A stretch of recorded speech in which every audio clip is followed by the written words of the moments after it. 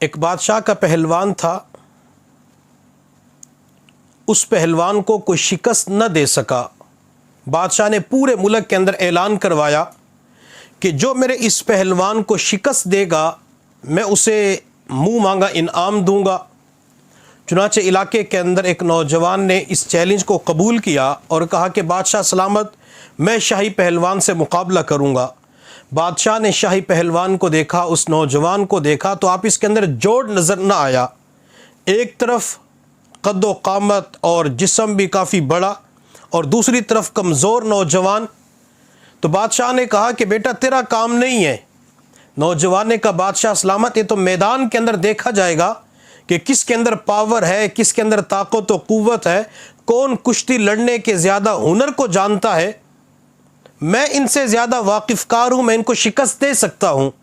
بادشاہ نے چیلنج کو قبول کیا اور بادشاہ نے ایک تاریخ متعین کر دی، میدان متعین کر دیا کہ فلاں گراؤنڈ کے اندر یہ مقابلہ ہوگا، اور بادشاہ خود بھی اس مقابلے کو دیکھنے کے لیے آتا ہے۔ ہزاروں کی تعداد میں لوگ جمع ہوتے ہیں۔ جب یہ دونوں پہلوان، وہ کمزور نوجوان اور شاہی پہلوان میدان کے اندر پہنچے، دونوں نے پنجہ آزمائی شروع کی، سر آپس کے اندر ٹکرائے، تو اس کمزور نوجوان نے شاہی پہلوان سے کہا کہ مجھے کشتی لڑنے کا طریقہ نہیں آتا، میں کشتی لڑنے کے الف با سے بھی واقف نہیں ہوں۔ شاہی پہلوان کہنے لگا جب تجھے کشتی لڑنے کا طریقہ نہیں آتا، مقابلہ کرنا نہیں آتا، چیلنج قبول کیوں کیا؟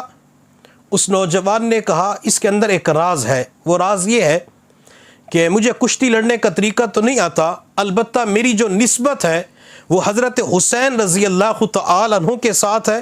میں سادات گھرانے سے تعلق رکھتا ہوں، میرے گھر کے اندر غربت ہے، تنگ دستی ہے، بچے بھوکے ہیں۔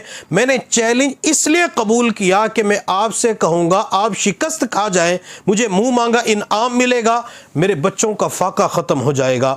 یہ شاہی پہلوان کہنے لگا، شاہی پہلوان کہتا ہے میں نے اس وقت اپنے آپ کو مخاطب کر کے کہا کہ آج تو شکست کھا جا، اگر تو شکست کھائے گا حقیقی معنوں کے اندر غلبہ حاصل کر جائے گا، حقیقی معنوں کے اندر جیت تیری ہوگی۔ اس سے پہلے جتنے مقابلے تو نے جیتے ہیں وہ تو مادی دنیا کے مقابلے تو نے جیتے ہیں، لیکن اگر آج تو نسبت کا لحاظ کر کے اس نوجوان کو غالب کر دے اور خود مغلوب ہو جائے تو فتح تیری ہوگی۔ شاہی پہلوان نے کہا کہ کچھ دیر مقابلہ کرتے ہیں، کچھ دیر مقابلہ کرتے رہے، پھر شاہی پہلوان جان بوجھ کے زمین پہ گر پڑا۔ شاہی پہلوان زمین پہ گرا تو نوجوان سینے پہ چڑھ کے بیٹھ گیا اور کہا بادشاہ سلامت، میں نے آپ کے پہلوان کو شکست دے دی۔ بادشاہ نے اس نوجوان کو منہ مانگا انعام دیا۔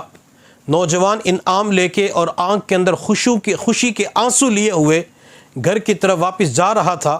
بادشاہ نے تھوڑی دیر کے بعد شاہی پہلوان کو اپنے سامنے بلایا، اس کی بھرے مجمع کے اندر بے عزتی کی، انہیں رسوا کیا، چہرے کو کالا کر کے گلے کے اندر جوتوں کا ہار ڈال کے گدھے کے اوپر بٹھایا اور پورے شہر کے اندر چکر لگوائے تاکہ اس کی بدنامی ہو، ذلت اور رسوائی کا سامنا کرنا پڑے۔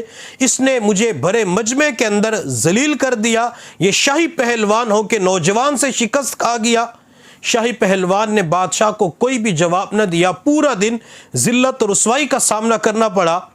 جب رات کے وقت یہ شاہی پہلوان سونے کے لیے بستر پہ آیا اور جو ہی اس کی آنکھیں بند ہوئی تو خواب کے اندر دیدار مصطفیٰ کی نعمت حاصل ہوئی، آپ علیہ الصلوۃ والسلام کی زیارت نصیب ہوئی۔ آپ علیہ الصلوۃ والسلام نے فرمایا بیٹا پریشان کیوں ہو؟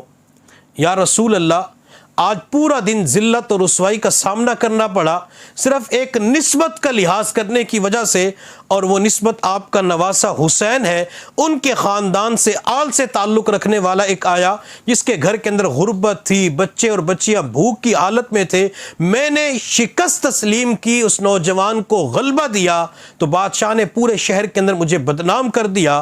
حضور صلی اللہ علیہ وسلم نے خواب کے اندر فرمایا بیٹا پریشان نہ ہو، اللہ تعالیٰ تجھے دنیا کے اندر عزت عطا فرمائیں گے۔ میں تیرے لیے دعا کرتا ہوں۔